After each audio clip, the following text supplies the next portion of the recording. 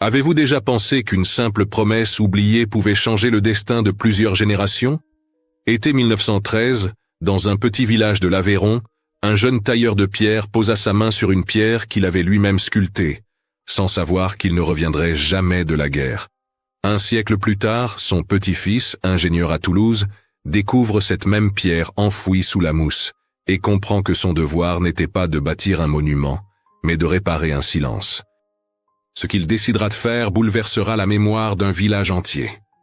Restez bien jusqu'à la fin, car aujourd'hui, je vais vous raconter cette histoire dramatisée, inspirée de notre propre réalité. Avant de commencer, abonnez-vous à la chaîne, laissez un j'aime, si vous croyez que certaines promesses méritent d'être tenues, et dites-moi dans les commentaires de quelle ville vous nous regardez. Votre soutien nous aide à continuer à raconter des histoires humaines, porteuses de sens et de mémoire. Cette photographie au gélatino-bromure d'argent montre un homme souriant au bord d'un ruisseau, une main posée sur une pierre sculptée. Ce que personne ne savait, c'est qu'Armand Vallon avait exactement 3 semaines avant de partir vers une mort certaine. Et si vous restez jusqu'à la fin, vous découvrirez pourquoi son petit-fils pleura 100 ans plus tard en touchant exactement la même pierre. L'image fut trouvée dans une boîte en fer blanc, au fond d'une armoire, en 2013, à Aveyron. La femme qui la conservait toute sa vie, Célestine Morin, était morte depuis 46 ans. Mais regardez bien le sourire de l'homme sur la photo. Ce n'est pas le sourire de quelqu'un qui pose pour la postérité. C'est le sourire de quelqu'un qui vient de faire une promesse qu'il ne pourra jamais tenir. Été 1913. Le ruisseau des ombres traverse le petit village comme une cicatrice qui refuse de guérir. Chaque automne, l'eau monte et arrache tout ce que les pauvres ne peuvent se permettre de perdre. Des sabots d'enfants, des seaux en fer, des paniers de linge propre. Les mères portent leurs bébés sur le dos pour traverser, l'eau jusqu'à la taille, priant pour ne pas glisser sur les pierres couvertes de mousse. Les archives départementales de l'Aveyron recensent 3 noyades d'enfants entre 1905 et 1912, dans ce ruisseau qui ne fait pourtant que 8 mètres de large. Armand Vallon a 23 ans. Orphelin de mère à 12 ans, élevé par un oncle tailleur de pierre qui le traitait comme un apprenti et non comme un neveu. Il s'est taillé la pierre calcaire du pays depuis qu'il a la force de tenir un ciseau. Mais il ne sait presque pas lire.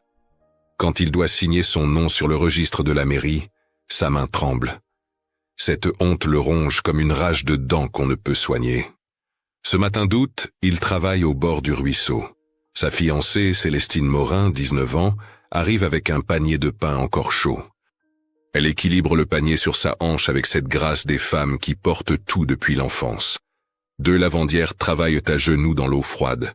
Anaïs Durand, 28 ans, a déjà le dos voûté à force de se pencher sur le linge. À côté d'elle, Souad Ben Ali, arrivé d'Algérie 3 ans plus tôt, bat les draps avec une force qui cache sa peur constante. On l'appelle l'Algérienne, avec ce mélange de méfiance et de besoin que les villages réservent aux étrangers qui font le travail que personne ne veut faire. Armand pose son ciseau et se redresse. Il a taillé toute la matinée une pierre plus grande que les autres. Une pierre avec une rainure en arc, le début d'une clé de voûte. Les compagnons tailleurs de pierre reconnaîtraient le geste. C'est le premier signe qu'un pont va naître. Mais pour l'instant, ce n'est qu'une promesse sculptée dans le calcaire. Un photographe itinérant passe par le village ce jour-là. Il propose de fixer le moment pour 15 sous. Armand accepte. Il veut que Célestine voie qu'il est un homme capable. Sur la photographie, on les voit tous. Armand, la main sur la pierre clé. Célestine qui sourit. Les lavandières qui lèvent la tête de leur travail. Des enfants qui courent pieds nus. Au fond, une rangée de pierres taillées attend un destin. Ce que la photographie ne montre pas, c'est ce qu'Armand dit juste après que le déclencheur se ferme. Il se tourne vers les femmes, vers les hommes qui s'arrêtent pour regarder, et il prononce ces mots que tout le village entendra. L'automne prochain, j'élèverai un pont ici, de mes propres mains, pour que vos enfants traversent sans peur, pour que Célestine n'ait plus à porter nos bébés dans l'eau glacée. Je le jure devant vous tous. Anaïs Durand essuie ses mains rouges et gercées sur son tablier. Elle a vu trop de promesses d'hommes pour y croire vraiment. Mais elle hoche la tête. Souad, qui comprend encore mal le français, saisit le mot pont et le mot enfant. Elle sourit pour la première fois depuis 3 ans.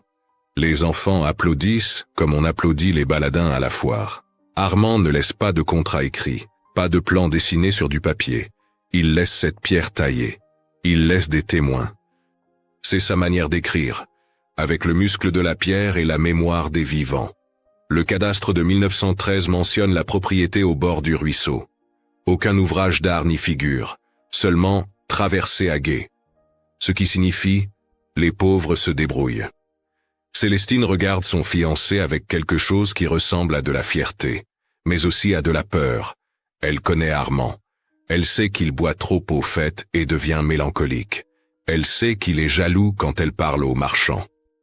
Elle sait qu'il promet grand parce qu'il a peur de ne jamais être assez. Mais elle l'aime. Elle l'aime avec cette certitude des femmes qui savent que l'amour ne protège de rien.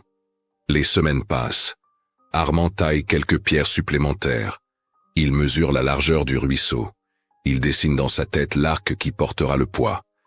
Mais l'été tire à sa fin et la pierre clé reste là, à moitié enterrée dans la terre, comme un animal qui hiberne. Armand remet au lendemain. Il a le temps. Il a toute la vie devant lui. Le 3 août 1914, les cloches sonnent dans tout le village. Ce n'est pas un mariage, c'est la mobilisation générale. Le registre militaire de la mairie garde la trace. Armand Vallon, 24 ans, tailleur de pierre itinérant, incorporé au 122e régiment d'infanterie.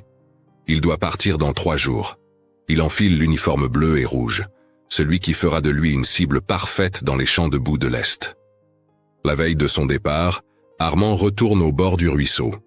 Il touche la pierre clé une dernière fois. Il passe ses doigts dans la rainure qu'il a sculptée. Célestine est avec lui. Elle ne pleure pas encore. Elle pose une main sur son ventre. Elle ne lui a pas encore dit qu'elle porte leur enfant. Elle attend. Elle ne sait pas pourquoi elle attend. Armand murmure « Je reviendrai, et je construirai ce pont ».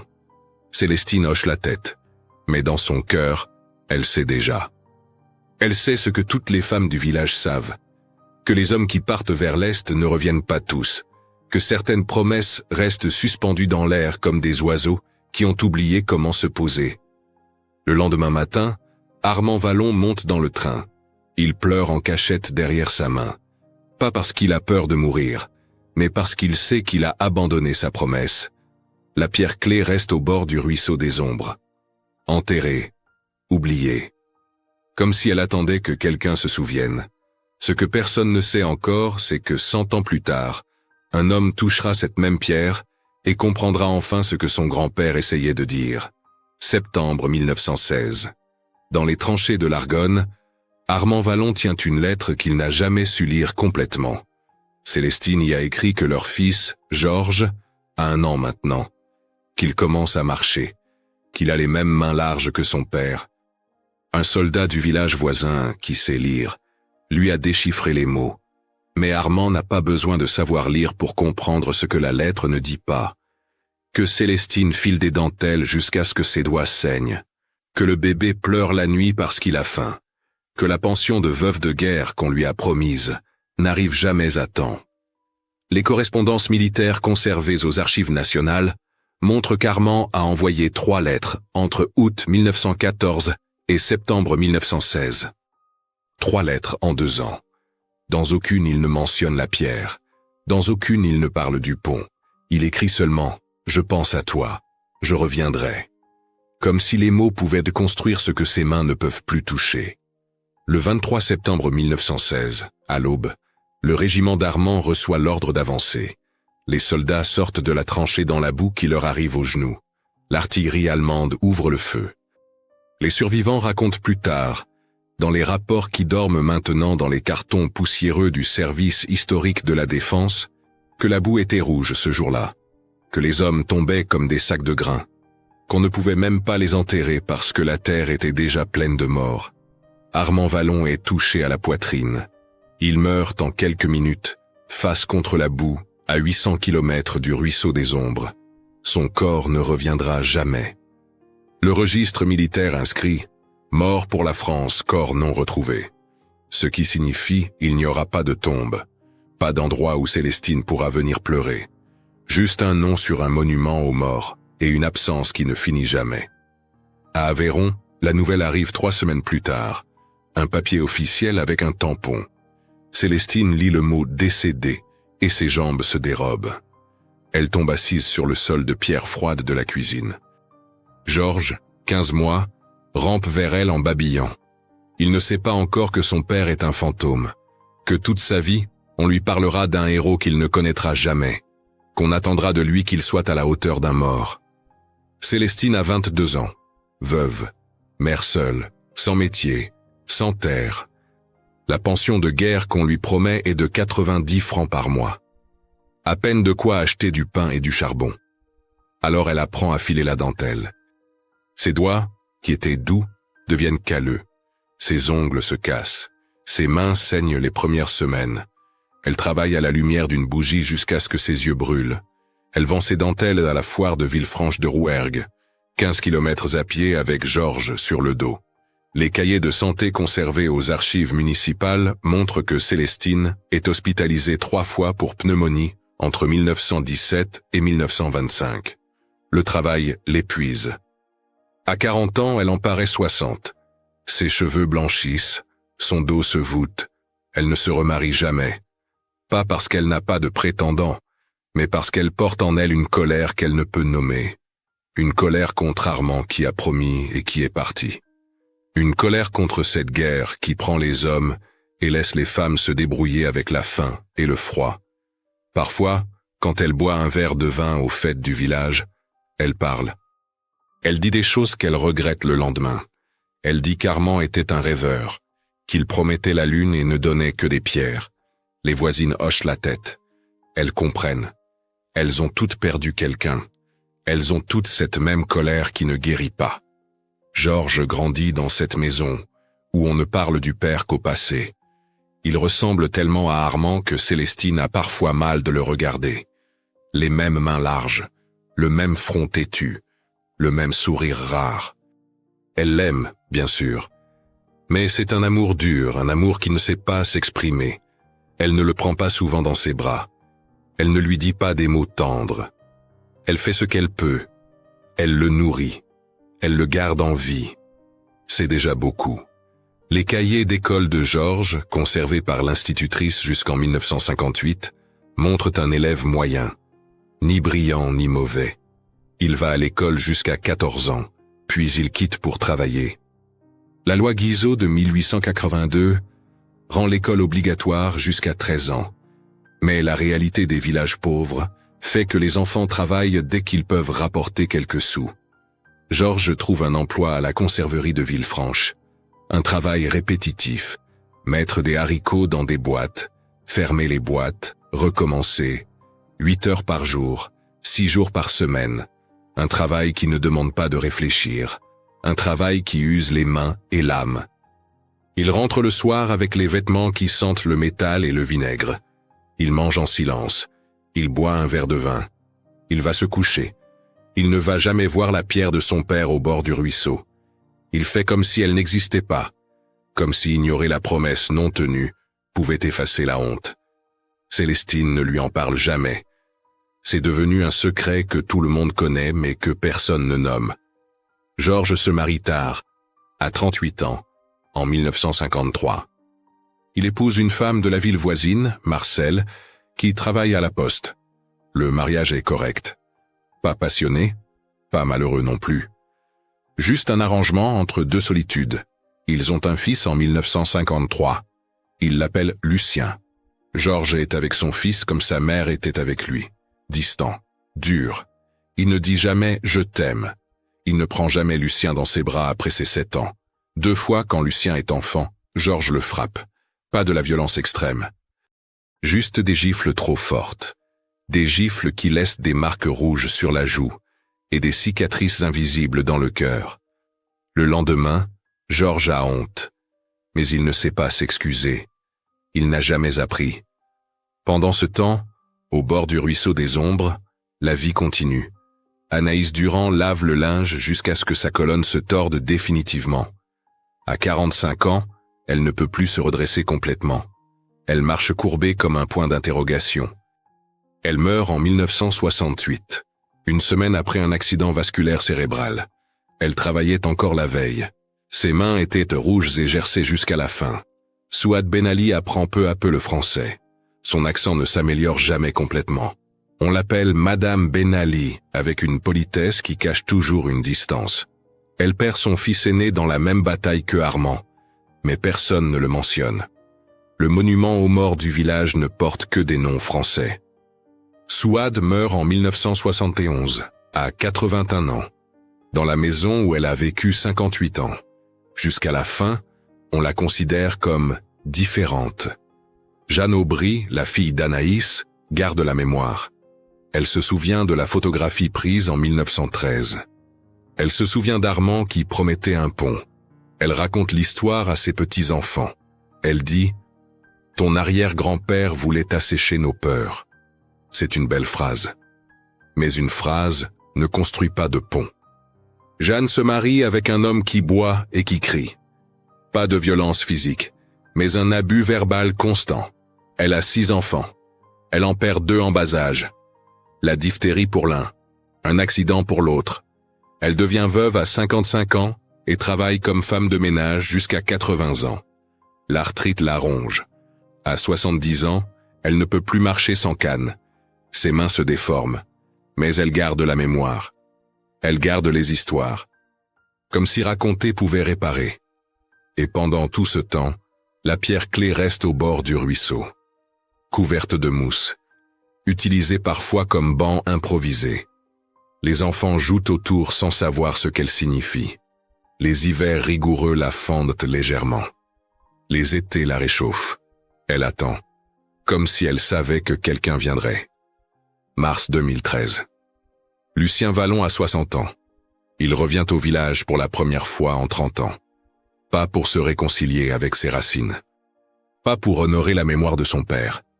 Il vient pour vendre la maison héritée après la mort de Georges en 1989. Une maison vide depuis 24 ans. Une maison qui sent le moisi et les regrets. Lucien est ingénieur en structures à Toulouse. Il a réussi. Belle carrière, bon salaire. Appartement moderne avec vue sur la Garonne. Mais il s'est marié 2 fois. Divorcé 2 fois. Il ne sait pas s'attacher. Il ne sait pas dire « je t'aime » sans que les mots sonnent faux dans sa bouche. Son père lui a appris ça. Cette incapacité à l'intimité, cette peur d'être proche. Il est parti à 18 ans. Fui. Il n'est pas revenu pour l'enterrement de son père. Il s'en veut encore. Mais la culpabilité ne change rien. Les morts restent morts. Les mots non dits restent coincés dans la gorge pour toujours. La maison est exactement comme dans ses souvenirs. Petite, sombre. Le papier peint se décolle. L'humidité a fait des taches noires au plafond. La cuisine sent encore le vin aigre et le tabac froid. Lucien ouvre les volets. La lumière entre comme une accusation. Il commence à trier. Des cartons de vieux journaux. Des vêtements mangés par les mites. Des photos jaunies qu'il regarde à peine. Et puis, dans la cour, il remarque quelque chose. Des marques dans la pierre du patio. Des marques qui ne sont pas naturelles. Des rainures régulières. Le travail d'un ciseau. Lucien s'agenouille. Il passe ses doigts sur les rainures. C'est un arc. Le début d'une voûte. Quelqu'un a commencé à sculpter et s'est arrêté. Il ne sait pas encore que ce quelqu'un était son grand-père. Il ne sait pas encore que sa vie est sur le point de changer. Le lendemain, il va au village pour chercher le notaire. En chemin, il croise Jeanne Aubry au marché. Elle a 101 ans. Elle marche avec une canne. Ses mains sont déformées par l'arthrite. Mais ses yeux sont vifs. Elle le reconnaît immédiatement. « Tu es le petit-fils de Georges », dit-elle. Ce n'est pas une question. Lucien hoche la tête. Il ne se souvient pas d'elle. Jeanne sourit. Un sourire qui montre des dents en or. « Ton grand-père voulait assécher nos peurs », dit-elle en occitan. Puis elle répète en français pour être sûre qu'il comprend. « Il voulait construire un pont pour que ma mère n'ait plus mal au dos, pour que les enfants traversent sans peur. » Lucien fronce les sourcils. Il n'a jamais entendu cette histoire. Son père ne parlait jamais d'Armand. Comme si le grand-père n'avait jamais existé. « Quel pont ?» demande-t-il. Jeanne pointe sa canne vers le ruisseau des ombres. Là-bas, il a taillé une pierre, une grande pierre avec une rainure, comme celle que tu as sûrement vue dans ta cour. Lucien sent quelque chose se serrer dans sa poitrine. Il remercie Jeanne et marche vers le ruisseau. Il y est peut-être déjà passé enfant, mais il ne s'en souvient pas. Il suit le chemin boueux. Il entend l'eau avant de la voir. Et là, à moitié enfouie dans la terre couverte de mousse et de lichen, il la trouve. La pierre clé, plus grande que les autres, avec une rainure en arc parfaitement taillée, le même motif que dans la cour de la maison. Lucien s'agenouille dans la boue. Il enlève la mousse avec ses mains. Il passe ses doigts dans la rainure. C'est un langage, le langage des compagnons tailleurs de pierre. Son grand-père lui parle à travers 100 ans, à travers la guerre et la mort, à travers le silence de son père. La pierre dit « J'ai commencé, quelqu'un doit finir ». Lucien reste là, accroupi au bord de l'eau, pendant 1 heure. Ses genoux sont trempés, ses mains sont sales. Mais il ne bouge pas. Il pense à son père. Georges qui ne souriait jamais, qui buvait pour oublier, qui le frappait parfois et avait honte après. Georges qui portait le poids d'un père qu'il n'avait jamais connu, d'une promesse qui n'avait jamais été tenue. Ce soir-là, dans la cuisine froide de la maison, Lucien prend une décision. Il ne va pas vendre. Pas tout de suite. Il va d'abord faire quelque chose. Quelque chose qu'il ne comprend pas encore complètement. Il va construire le pont. C'est une idée stupide. Il a un travail à Toulouse.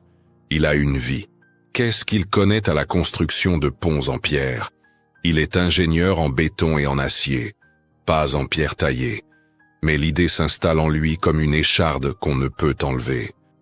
Les 3 premières semaines, il résiste. Il commence à faire les démarches pour vendre. Il contacte une agence immobilière.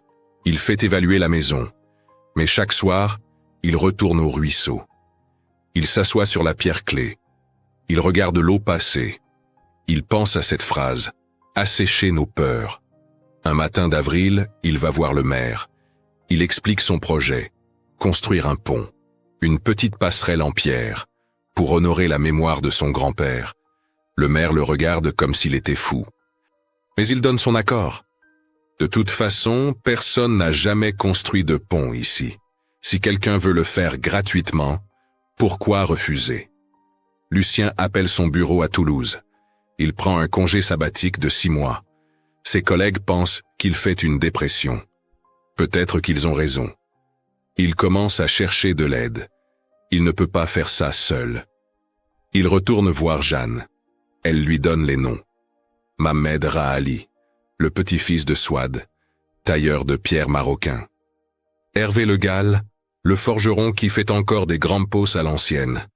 Camille Pouèche, l'institutrice qui pourrait amener ses élèves voir le chantier.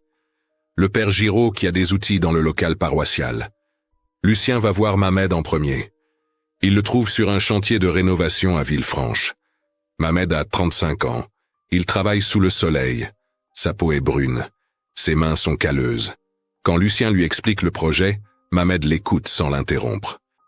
Puis il hoche la tête. « Je connais la pierre », dit-il simplement. Ma grand-mère me parlait d'Armand Vallon. Elle disait qu'il taillait la pierre comme on écrit une prière. Mohamed accepte. Il ne demande pas d'argent. Il dit qu'il viendra après son travail. Le soir, les week-ends. Lucien ne comprend pas pourquoi. Mohamed ne l'explique pas. Mais la vérité c'est que Mohamed est payé moins que les ouvriers français pour le même travail. On l'appelle l'arabe avec mépris. Ce projet pour lui c'est une chance de faire quelque chose qui a du sens. Quelque chose qui ne sera pas démoli dans 30 ans. Quelque chose qui durera. Hervé Le Gall accepte aussi. Il est vieux. 70 ans. Ses mains tremblent un peu. Mais il sait encore forger des grands pots, ces crochets en fer qui maintiennent les pierres ensemble. Il dit « Ton grand-père était un bonhomme. Il mérite son pont. » Le père Giraud ouvre le local paroissial. Il y a là des outils qui datent de 1890. Des maillets, des ciseaux, des niveaux à bulles anciens. Tout est rouillé mais utilisable. Camille Pouèche, l'institutrice, promet d'amener sa classe. Les enfants apprendront la géométrie en voyant le pont se construire. Le 1er jour de mai 2013, Lucien et Mohamed commencent. Ils descendent au ruisseau avec des cordes et des poulies. Lucien porte un jean et des bottes. Mohamed a apporté ses propres outils. Ils examinent le lit du ruisseau. Ils prennent des mesures. Ils plantent des piquets. Lucien se perfore la main avec un ciseau dès le 2e jour. Le sang coule. Ça fait mal. Il a envie d'arrêter, de retourner à Toulouse, de reprendre sa vie normale. Mais Mohamed lui bande la main avec un vieux tissu et dit « La pierre demande du sang, c'est normal ». Ils travaillent chaque jour. Lucien apprend à tailler. Ses mains, habituées au stylo et aux ordinateurs, deviennent calleuses. Son dos lui fait mal. Il rentre le soir couvert de poussière calcaire. Il mange du pain et du fromage. Il dort comme il n'a pas dormi depuis des années. Un sommeil lourd et sans rêve. Les semaines passent, les pierres s'accumulent. Jeanne vient s'asseoir au bord de l'eau avec sa canne. Elle regarde sans rien dire. Parfois elle murmure des phrases en occitan. Des prières peut-être, ou des souvenirs. Octobre 2013. 6 mois depuis le 1er jour. Le pont est presque terminé. 2 arcs en pierre calcaire. Des garde-corps simples. Rien de grandiose. Juste une petite passerelle qui permet de traverser sans se mouiller les pieds. Mais il manque la dernière pierre. La pierre clé. Celle qui fermera l'arche et permettra au pont de se tenir seul. Mohamed a travaillé pendant 3 semaines sur cette pierre. Il a pris la pierre originale de 1913, celle qu'Armand avait commencée, et il l'a finie. Il a suivi la rainure exacte. Il a respecté l'angle. Il a taillé comme on prie. Avec respect. Avec amour. Ce matin du 16 octobre, le ciel est clair. Il est 16h37. La lumière d'automne est dorée. Exactement comme en 1913. Lucien tient la pierre clé dans ses bras. Elle pèse 40 kilos. Ses mains tremblent. Pas parce qu'il a peur qu'elle ne tienne pas. Il est ingénieur. Il sait qu'elle va tenir. Ses mains tremblent parce qu'il comprend ce qu'il est en train de faire. Il complète littéralement le geste que son grand-père a commencé 100 ans plus tôt. Au même endroit. Au même mois. À la même heure du jour. Jeanne est assise sur la berge. Elle a 102 ans. Ses yeux sont pleins de larmes. Mohamed est debout, le maillet à la main. Célia, la petite fille de Jeanne, tient une bassine d'eau entre ses mains. C'est une coutume ancienne. La première personne qui traverse un nouveau pont doit porter de l'eau, pour bénir le passage. Les enfants de l'école de Camille sont là, 18 enfants assis dans l'herbe. Silencieux. Ce qui est inhabituel pour des enfants. Le père Giraud murmure une prière en occitan. Hervé Le Gall filme avec son téléphone portable. Ce sera la seule trace visuelle. Il n'y aura pas de photographie. Lucien monte sur l'échafaudage. Il positionne la pierre clé à sa place. Elle glisse dans l'espace prévu. Elle s'emboîte avec un son sec. Un toc qui résonne dans la vallée. Pendant une seconde, il semble que le ruisseau lui-même baisse le volume de son eau. C'est probablement une illusion acoustique. Tout le monde retient son souffle. Mais ce moment existe. Ce silence existe. Mohamed monte à côté de Lucien. Il lève le maillet. Il donne 3 coups précis. Toc, toc, toc. La pierre s'enfonce de quelques millimètres. Elle se cale. L'arc se ferme. Le pont se tient seul. Les mains des 2 hommes se touchent une seconde. Ils ne disent rien. Il n'y a rien à dire. Lucien descend de l'échafaudage. Il fait signe à Célia. Elle a 35 ans. Elle est kinésithérapeute au village. Elle a des patients avec des douleurs chroniques au dos, comme sa grand-mère Anaïs, comme toutes les lavandières qui ont lavé le linge à genoux dans l'eau froide. Elle comprend la signification de ce pont. Ce n'est pas un symbole, c'est une nécessité. C'est la fin d'une violence quotidienne. Célia marche lentement sur le pont, la bassine d'eau dans ses mains. L'eau tremble mais ne tombe pas. Ses pas résonnent sur la pierre. Elle traverse. De l'autre côté, elle pose la bassine. Elle se retourne. Elle sourit. Ses chaussures sont à peine mouillées. Jeanne lâche sa canne. Elle ne marchait plus sans appui depuis 15 ans. Mais là, elle se lève. Elle fait 4 pas sans aide. Elle arrive au pont. Elle pose sa main sur le garde-corps. Elle le touche comme on touche le visage de quelqu'un qu'on aime. Les larmes coulent sur ses joues ridées. Elle murmure « Maman aurait moins souffert ». C'est une phrase simple, mais elle contient tout. Toute la douleur d'Anaïs qui s'est courbée à force de laver. Toute l'attente de Célestine qui a élevé son fils seul. Tout le silence de Georges qui ne savait pas comment aimer. Toute la fuite de Lucien qui cherchait à échapper à une histoire qu'il ne comprenait pas. Lucien s'approche de Jeanne. Il ne la connaît pas vraiment. Mais il passe son bras autour de ses épaules. Il la soutient pendant qu'elle pleure. Et il comprend. Il comprend que le pont n'est pas juste un pont. C'est le lien qui manquait, entre Armand et Georges, entre Georges et Lucien, entre les vivants et les morts. Il pense à son père, Georges qui ne l'a jamais pris dans ses bras, Georges qui buvait en silence, Georges qui est mort seul d'un cancer du poumon sans que Lucien soit là, Georges qui portait le poids d'un père absent. Lucien réalise que son père ne pouvait pas l'aimer parce qu'il ne savait pas ce que c'était, parce qu'on ne peut pas donner ce qu'on n'a jamais reçu. Mais maintenant, le pont ferme le circuit.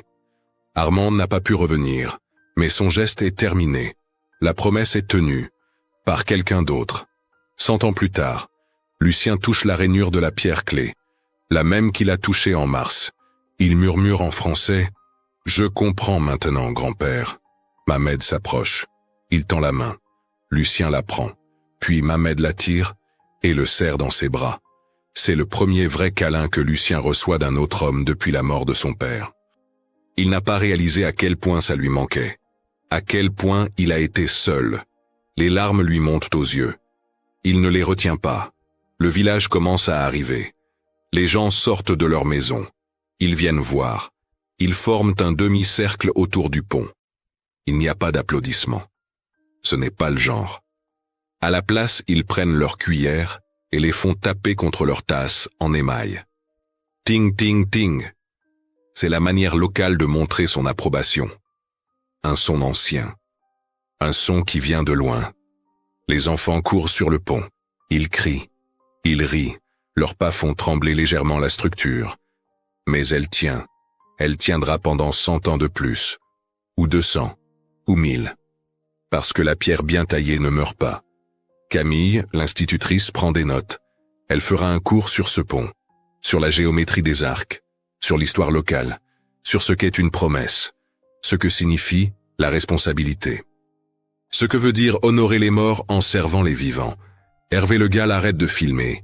Il a 83 secondes de vidéo sur son téléphone. Il la gardera jusqu'à sa mort. Il ne la mettra jamais sur Internet. Ce n'est pas pour ça. C'est pour lui. Pour se souvenir que parfois les choses bonnes arrivent. Que parfois les promesses sont tenues. Même si ça prend 100 ans. Le soir, quand tout le monde est parti, Lucien reste seul au bord du ruisseau. Il s'assoit exactement là où la photographie de 1913 a été prise. Il pose sa main sur la pierre. Il ferme les yeux. Il pense à toute la chaîne. Armand qui taille. Célestine qui attend. Georges qui fuit. Lucien qui revient. 4 générations liées par une promesse. Il pense que si Armand n'avait pas taillé cette pierre, rien de tout ça ne serait arrivé. Si Célestine n'avait pas gardé la photographie, même quand elle était en colère, Lucien n'aurait jamais su. Si Jeanne n'avait pas raconté l'histoire, le pont serait resté un rêve enterré. Si Mamed n'avait pas accepté de tailler gratuitement, l'arche ne se serait jamais fermée. Tout est lié. Les vivants et les morts, les paroles et les silences, les promesses tenues et celles qui attendent. Lucien ouvre les yeux. La nuit tombe. Les étoiles commencent à apparaître. Il se lève. Il touche une dernière fois la pierre clé. Il sent sous ses doigts le vocabulaire de la responsabilité. Ce langage que son grand-père lui a enseigné sans mots. À travers la pierre, à travers le temps, à travers la mort elle-même. Il rentre à la maison. Pour la première fois depuis des années, il se sent en paix. Pas heureux, pas triste, juste en paix. Comme si quelque chose qui était cassé venait d'être réparé. Novembre 2013, 1 mois après le pont. Lucien installe une plaque à l'entrée. Pas une grande plaque de bronze avec des lettres dorées. Juste une petite plaque de fer forgé. Hervé Le Gall l'a faite dans son atelier. Il a gravé les noms à la main. 11 noms. Les noms de ceux qui ont construit. Les noms de ceux qui ont attendu. Armand Vallon, Célestine Morin, Anaïs Durand, Souad Ben Ali, Georges Vallon, Jeanne Aubry, Mohamed Rahali, Lucien Vallon, Hervé Le Gall, Camille Puech, Célia Martel, pas de titre, pas de héros morts pour la France, pas de veuve courageuse, juste les noms. Et en dessous, une phrase en occitan que Jeanne lui a donnée. Passarelha per los que han pressats. Pont pour ceux qui ont eu hâte. Ou peut-être, pont pour ceux qui ont attendu. En occitan, le mot peut signifier les deux. La presse et l'attente. L'urgence et la patience. C'est parfait. Lucien ne retourne pas immédiatement à Toulouse. Il reste. Il inspecte le pont chaque jour. Il vérifie les joints. Il nettoie les feuilles mortes qui s'accumulent. Il surveille les fissures. Parce que c'est ça, la responsabilité. Ce n'est pas un grand geste spectaculaire. C'est 1000 petits gestes quotidiens. C'est revenir. C'est vérifier. C'est réparer quand c'est nécessaire. Le pont ne devient pas une attraction touristique. Il devient ce qu'il devait être. Une partie du quotidien. Les enfants l'empruntent pour aller à l'école. Leurs pieds ne se mouillent plus. Leurs chaussures durent plus longtemps. Les mères ne portent plus leurs bébés dans l'eau froide. Les brouettes chargées de légumes du potager traversent sans risquer de verser. La vieille Madame Aubert, qui a 87 ans et des genoux qui ne plient plus bien, peut maintenant aller chez sa fille de l'autre côté du ruisseau sans avoir peur de tomber. Ce sont des choses simples, des choses qui ne font pas les journaux. Mais c'est exactement ce qu'Armand voulait. Assécher les peurs quotidiennes, les petites peurs qui usent, qui fatiguent, qui vieillissent les gens avant l'âge. En février 2014, Jeanne tombe malade. Une pneumonie. À 102 ans, le corps n'a plus la force de lutter. Elle est hospitalisée à Villefranche. Lucien lui rend visite chaque jour. Il s'assoit à côté de son lit. Il lui tient la main. Ses mains, à elle, sont déformées par l'arthrite. Froides, mais elle serre quand même. « Tu as fait ce que mon grand-père ne pouvait plus faire », murmure-t-elle un après-midi. Sa voix est faible. « Tu as fermé la boucle ?» Lucien ne sait pas quoi répondre. Il hoche juste la tête. « Ma mère serait fière », continue Jeanne. Elle qui s'est cassé le dos pour laver le linge des riches. Elle qui n'a jamais eu de répit. Au moins maintenant, son nom est sur quelque chose qui dure. Jeanne meurt le 3 mars 2014. Mort naturelle. Dans son sommeil. À l'enterrement, le père Giraud porte un rameau de sureau. C'est l'arbre des passages. L'arbre qui marque les seuils. Il traverse le pont en portant le rameau. Lentement. Avec dignité. Les gens suivent en silence. C'est la première fois qu'un cortège funèbre traverse le passage Vallon. Ce nom s'est imposé naturellement. Pas pont Vallon, pas pont Armand, juste passage. Parce que ce qui compte, c'est continuer. Le 3 août 2014, exactement 100 ans après la mobilisation d'Armand, le village organise une petite cérémonie. Rien de grandiose, pas de discours politique, pas de fanfare, juste les gens du village qui se rassemblent. Le maire annonce officiellement que le point de traversée s'appelle désormais Passage Vallon. Pas mémorial, pas monument, juste passage. Parce que ce qui importe, c'est d'avancer. Lucien décide de ne pas vendre la maison. Il la garde. Il revient chaque mois. Les vendredis soirs, il prend sa voiture et roule 2 heures depuis Toulouse. Il arrive tard. Il dort dans la maison qui sent maintenant le propre et la cire d'abeille. Le samedi matin, il va inspecter le pont. Il vérifie les pierres. En hiver, le gel peut ouvrir des fissures. Il faut remplacer les grands pots quand ils rouillent. C'est du travail. Du vrai travail. Mais c'est un travail qui a du sens. Mohamed continue de venir aussi. Pas pour inspecter. Juste pour s'asseoir. Il amène parfois son café dans un thermos. Il s'assoit sur la berge. Il regarde l'eau passer. Il pense à sa grand-mère Souad qui est morte seule. Qui n'a jamais vraiment été acceptée. Mais dont le nom est maintenant gravé sur du fer. Sur quelque chose qui durera plus longtemps que la mémoire des vivants. Un samedi de juin 2015, Lucien est au pont quand une femme s'approche. Elle a environ 40 ans. Elle porte un enfant sur la hanche. Elle sourit. « Vous êtes Lucien Vallon ?»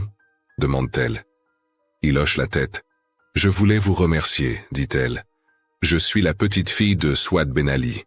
Ma mère ne parle pas souvent de son histoire, mais quand elle a vu le nom de sa grand-mère sur la plaque, elle a pleuré. C'était la première fois qu'elle se sentait reconnue. Lucien ne sait pas quoi répondre. Il dit simplement « C'était normal ». La femme hoche la tête. Elle traverse le pont avec son enfant.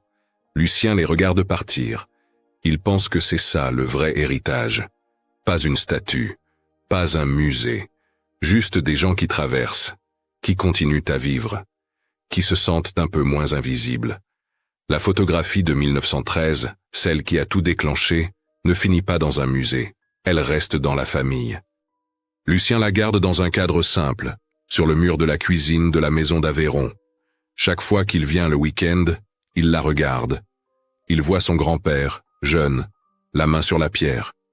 Il voit Célestine qui sourit sans savoir qu'elle sera veuve dans un an.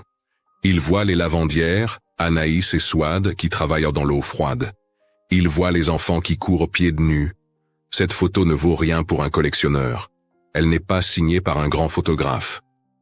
Elle n'a pas de valeur historique nationale. Mais pour Lucien, elle vaut tout, parce qu'elle est le point de départ, le moment où tout a commencé, le moment où une promesse a été faite. En 2024, Lucien a 71 ans. Il continue de venir chaque mois. Ses cheveux sont blancs maintenant. Ses mains sont marquées de cicatrices. La cicatrice du ciseau qu'il a perforé en 2013 est encore visible. Il ne la cache pas. Elle fait partie de l'histoire. Un samedi d'octobre, il s'assoit au bord du ruisseau. Exactement là où la photographie a été prise en 1913. Il pose sa main sur la pierre clé, il ferme les yeux, il pense à son grand-père qu'il n'a jamais connu. Il pense à son père qui ne savait pas comment l'aimer. Il pense à toutes les promesses non tenues qui flottent dans l'air comme des oiseaux perdus. Et il comprend quelque chose. Quelque chose d'important. On ne peut pas réparer le passé. Armand est mort dans la boue de l'Argonne. Georges est mort seul, rongé par le cancer et l'alcool. Célestine a usé ses doigts jusqu'à l'os. Anaïs s'est courbée jusqu'à ne plus pouvoir se redresser. Ces douleurs sont réelles. Elles ne disparaissent pas parce qu'un pont est construit. Mais on peut honorer ces douleurs. On peut faire en sorte qu'elles n'aient pas été vaines. On peut transformer une promesse brisée en quelque chose d'utile. On peut fermer la boucle. Pas pour effacer, mais pour continuer. Lucien ouvre les yeux. Des enfants traversent le pont en courant. Ils vont à la pêche avec des cannes à pêche bricolées. Ils rient. Ils ne savent rien d'Armand Vallon. Ils ne savent rien de la guerre. Ils ne savent rien des promesses et des deuils. Pour eux, le pont a toujours été là. Et c'est parfait. C'est exactement comme ça doit être. Lucien se lève. Il touche une dernière fois la rainure de la pierre clé. Il sent sous ses doigts ce que son grand-père lui a enseigné sans mots. Le vocabulaire de la responsabilité. Le langage de ceux qui finissent ce que d'autres ont commencé. Le code de ceux qui savent que les promesses traversent le temps et le sang. Il n'y a pas de seconde photographie. Pas de reportage. Pas d'article dans le journal régional. Il y a juste des pas. Des milliers de pas qui traversent chaque jour depuis 2013. Des pas d'enfants qui vont à l'école. Des pas de vieux qui vont chez leurs enfants. Des pas de mères qui portent leurs courses. Des pas anonymes et quotidiens. Et c'est ça, réalise Lucien, qui est plus permanent que n'importe quelle image. Plus durable que n'importe quel monument. Les gestes simples répétés chaque jour. Les traversées sans peur. Les promesses qui finissent par être tenues. Même si ça prend 100 ans. Même si ce n'est pas celui qui a promis qui termine. L'important, c'est que quelqu'un termine. Lucien rentre à la maison. Il prépare du café. Il s'assoit à la table de la cuisine. Il regarde la photographie sur le mur. Son grand-père le regarde depuis 1913. Et Lucien murmure, comme il le fait chaque fois, « C'est fait, grand-père, la promesse est tenue. » Dehors, l'eau du ruisseau des ombres continue de couler. Mais maintenant, elle coule sous un pont. Un petit pont de pierre. Pas grand, pas spectaculaire. Juste utile. Juste là. Pour toujours. Avant de clore cette histoire fictionnelle, souvenons-nous que certaines promesses traversent le temps comme les pierres traversent les rivières. Ce que l'un commence, un autre peut l'achever. Ce que l'un oublie, un autre peut réparer. Ce pont n'est pas seulement de pierre, c'est la preuve qu'on peut transformer la douleur en lien et le silence en héritage. Parfois, honorer le passé ne veut pas dire le comprendre, mais simplement oser continuer à bâtir. Et vous, qu'est-ce que cette histoire vous fait ressentir? Avez-vous déjà eu l'impression de devoir terminer quelque chose que vos parents ou vos grands-parents avaient laissé inachevé? Pensez-vous que certaines promesses non tenues peuvent encore changer des vies, même 100 ans plus tard? Écrivez le mot « promesse » dans les commentaires si vous êtes resté jusqu'à la fin. Dites-nous de quelle ville vous venez. Et si vous le souhaitez, partagez une histoire ancienne de votre famille. Une de ces histoires que le temps n'a pas effacées et qui pourrait inspirer nos prochaines vidéos. Merci de faire vivre ce canal. Abonnez-vous, aimez la vidéo, activez la cloche et partagez-la pour que d'autres découvrent ces récits qui nous rappellent ce que signifie vraiment tenir parole. Cliquez sur la carte finale pour découvrir la prochaine histoire.